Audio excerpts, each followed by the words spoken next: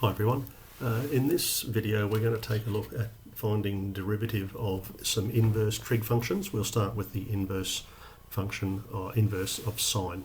So just as a quick reminder, let's take a look at this GeoGebra screen. So I've graphed here in green the function sine of x, and that's your typical sinusoidal variation.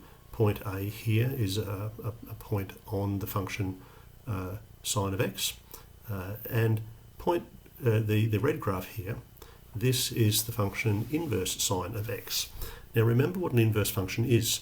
If I were to take the x coordinate, 1.27, plug that into f of x, I would produce the answer 0.96. The inverse does the other way around. If I plug the number 0.096 into the inverse function, it produces the answer 1.27. So literally these two coordinates are swapped for an inverse function. That's what it's supposed to do. It takes the answer from the first function and produces what the input was.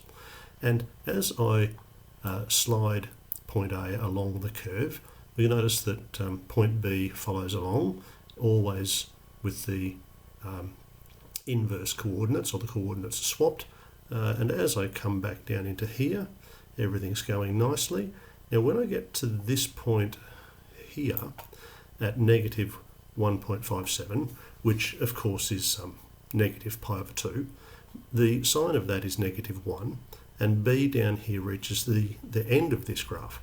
If I were to continue moving point A further to the left, this graph would start to curl back on itself, and our red graph would no longer be a function. It would fail a vertical line test if this curved back this way. Likewise, if I went further than the maximum point here, got to be careful I don't go too far or I'll upset things. So, oops, almost broke maths. 1.57 or pi over 2. There we are, and point B is as far as it can go. Any further and point B would start to curl back on itself, again failing the vertical line test. So the range for this function, the g of x function, would be from negative pi over 2 to positive pi over 2, and that would be it. You could say the domain would be from negative 1 to positive 1. So that's a quick reminder about inverse functions. Now, how are we going to go about taking the derivative of this function? We don't have a rule for this. We only have a rule for derivative of sine and cosine and so forth. So my first thought is to simply take the sine of angle y, and taking the sine of the inverse sine, of course, because it's the inverse function, produces x. That's a little bit better. Now what can we do with that? Well, ultimately I want to produce dy dx, the derivative of the first function. I'll just make a note of that. My goal in all of this is to find the derivative dy dx of the original function. Now, I could take a derivative with respect to x of both sides.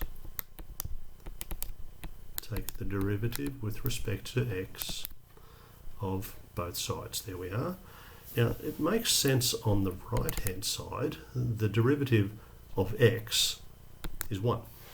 But how do I take a derivative of a function using y with d over dx, derivative with respect to x? This is where I have to get a bit tricky. Now what I'll do is I'll put dy dx, and then I'll put d over dy sine of y. Now this step, if you look at it carefully, the dy's would counterbalance. It's really just d over dx, which is what I started with. But it means that I can think about just the part here. I can take the derivative of sine y with respect to variable y, d over dy. I can do that, but I'll still have then dy dx sitting there at the front of it.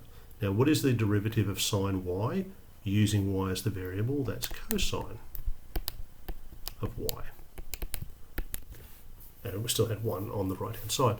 Now the step that we just did is called implicit differentiation, when we take the derivative with respect to x of a different variable y. We end up taking the derivative like we normally would, and we introduce a dy dx to compensate for what we just did in that middle step there. So that's the main part of what we wanted. Now I can find dy dx. That's 1 over the cosine of y. And that's a little bit unsatisfactory because my original function was y as a function of x, and I wanted dy dx. Normally that would be something involving x, but I've got this as something involving y. So I'm going to have to do a little bit of jiggery pokery going on here. So let's just remember the old Pythagorean theorem. Sine squared of y plus cos squared of y would equal 1. So if I was looking for the cosine squared of y, I'd have 1 minus the sine squared of y. And then if I were to erase that little squared sign there, oh, I erased a bit too much, didn't I? I'd have to have the square root of 1 minus sine squared y. I'm going to make that substitution. 1 minus sine squared y, and there's a square root sign over that denominator. Now what was sine of y? If I go back up to here, sine of y was x. So I can write this is 1 over the square root of 1 minus x squared. That's better. That's dy dx. And remember, y was the inverse sine of x. So now we have a new rule. We can take the derivative of an inverse sine function, and it would be of the form 1 over 1 minus square root of 1 minus x squared. That's probably enough for this instalment. I'll be back soon with inverse of cosine, and then we'll follow that up with inverse of tan.